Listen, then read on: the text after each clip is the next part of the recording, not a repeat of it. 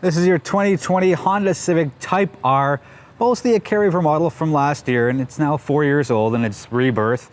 So let's do a quick Quirks, Perks, and Irks. So up front, full suite of LED lights, from your fog lights to your day runners to your headlights to the turn signals. Nice light aluminum hood, got a functional hood scoop. I like the styling up front, a little wider than the outgoing model, but barely noticeable. Got the nice red stripe along the bottom. That's kind of a running theme, and we'll see that there's the same as last year's red outline along the rim.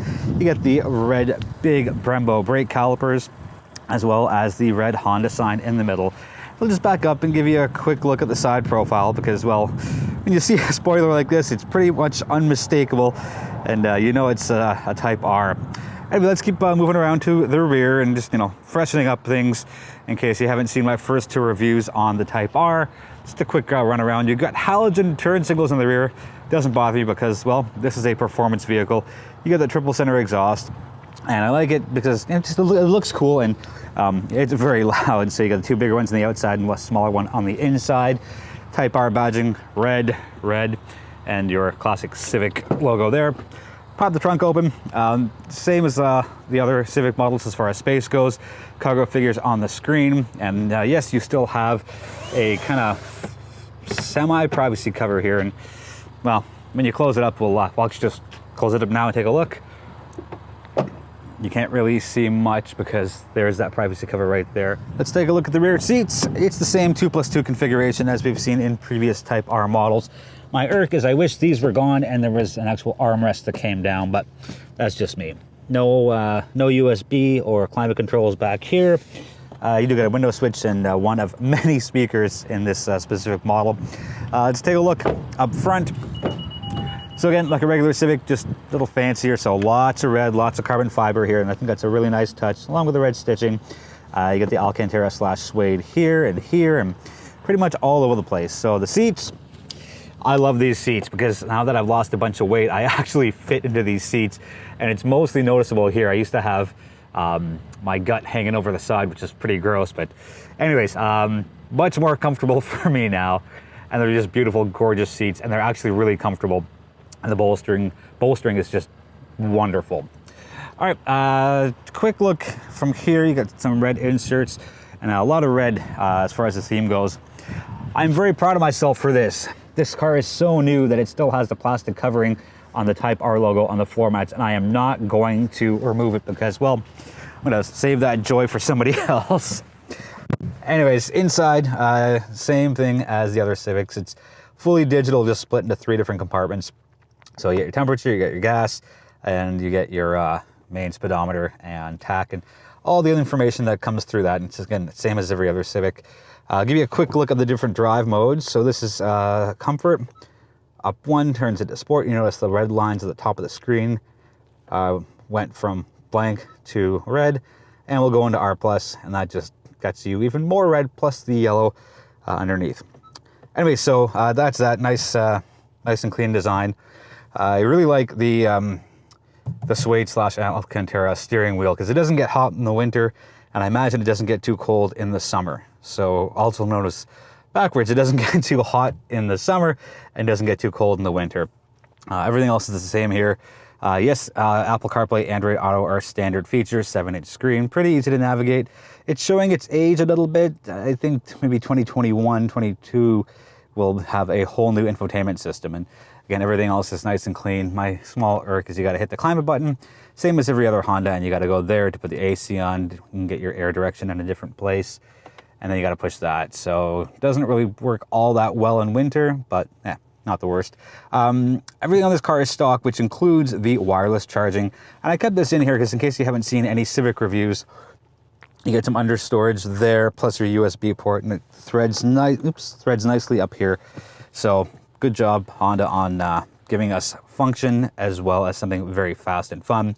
New gear shifter this year. Last year it was more of like a golf ball, and this is more of a, well, I'll let you decide what you think this is shape-wise, and the reverse is in the proper spot. And you get the Alcantara boot casing as well. Standard stuff here, drive modes. This is Civic number 36065. I'm not going to spend too much more, words are bad. Not going to spend much more time here, just a couple of highlights. You get the red trim, carbon fiber, and that shows its way throughout as well. I'm going to touch on this because I keep saying it because I love it. Best storage console in the business is Honda, because that goes up and that goes backwards and forwards and that goes backwards and forwards, and there's a ton of space underneath here and underneath here.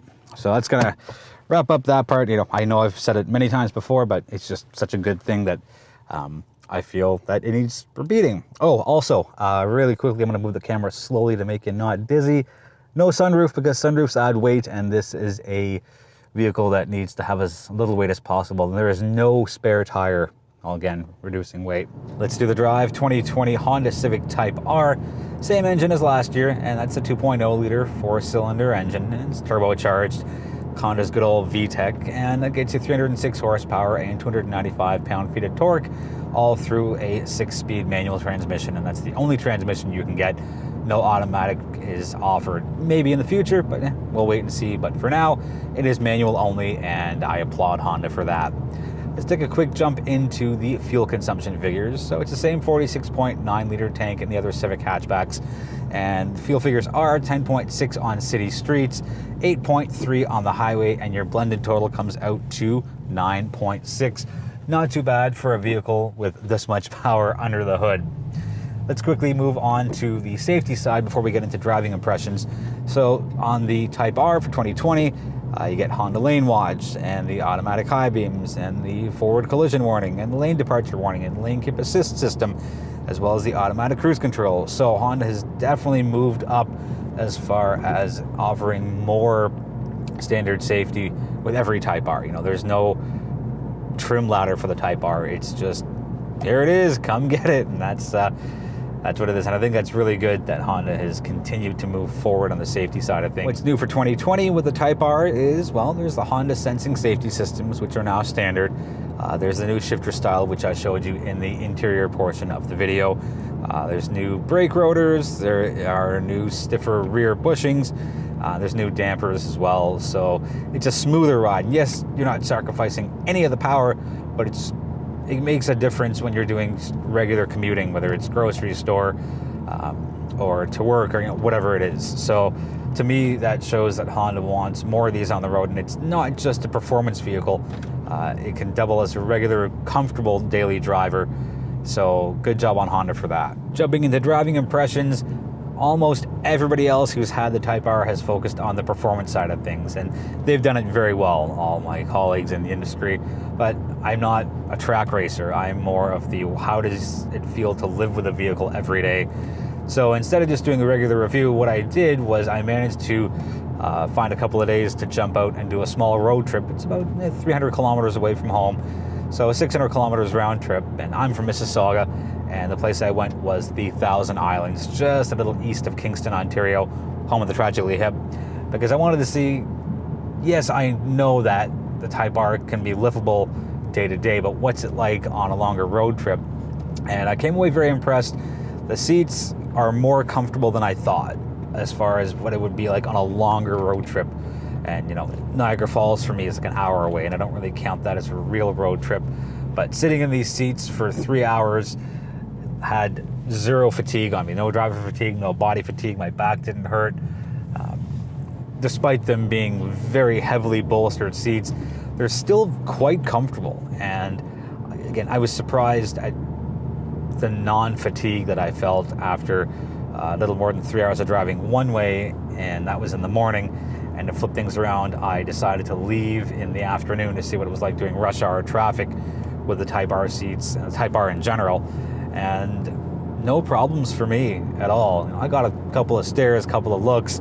I don't know if they were good or bad looks, but when you drive around in a Type R, you are definitely a polarizing figure. Sorry, the car is polarizing, not me. I'm not polarizing at all in any way. Easy driving vehicle. There's not a lot of quote-unquote hard work to do. The shifts are very crisp and clean. The rev matching definitely comes in handy. You don't have to kind of blip up on the throttle before you make your gear changes. So that, again, definitely made life a lot easier shifting gears on the 401. Fortunately, I didn't encounter that much traffic, with less people on the road, but the times I did, shifting was very easy.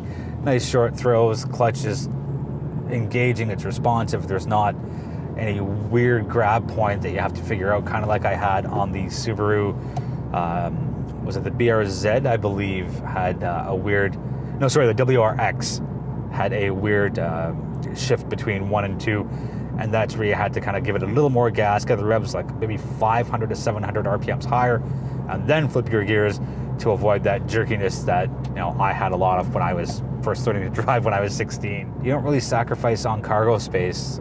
The trunk is, you know, still usable, and no one really sits in the middle seat, so I don't really care that I'm missing the option to carry 4 other passengers. I can only carry 3, but, you know, no matter. But overall, the car looks really sharp. It feels terrific just to be in and spend time in the cabin. And on the road, it's great whether you're, you know, running up, doing highway speeds, or in exploring the back roads and really opening up the engine to see what it can do, or you're just kind of booting around the city or regular urban areas. Thankfully, Honda has given us 3 drive modes: R+, Sport, and Comfort. Now, the tiny irk I have is whenever I start the vehicle, it automatically defaults to Sport, which is the middle setting. So you got R+, Sport, and Comfort.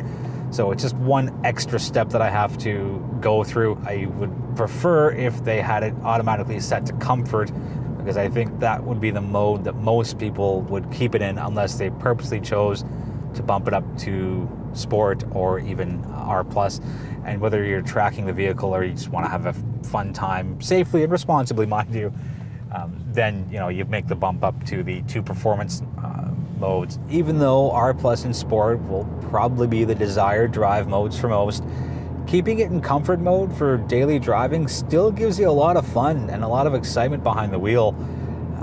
You know, you still get a lot of power underneath your right foot, and it still feels really good. So yeah, I've, you know, done my time with R+ and done my time with Sport, but during my road trip, which was about 700 plus kilometers, I kept it in Comfort for most of it, and I still, you know, had no problem passing and getting out of, you know, a couple of potential collision situations on the highway. That's going to wrap up the review for the 2020 Civic Type R. Overall, great vehicle. Not for everybody. I like the power. I like the looks. A couple of things that, you know, I'm not a big fan of. You know, the outdated infotainment system, the climate, extra button pushing. No heated seats, no heated steering wheel, but, you know, wear long johns and wear gloves. That'll get you through the winter. If you've got any questions on the 2020 Type R, let me know in the comments, and I'll do my best to get you answers as soon as possible. Thank you so much for watching. I appreciate the support. Be well, be healthy, be safe, and I'll be back sooner than later with my next review.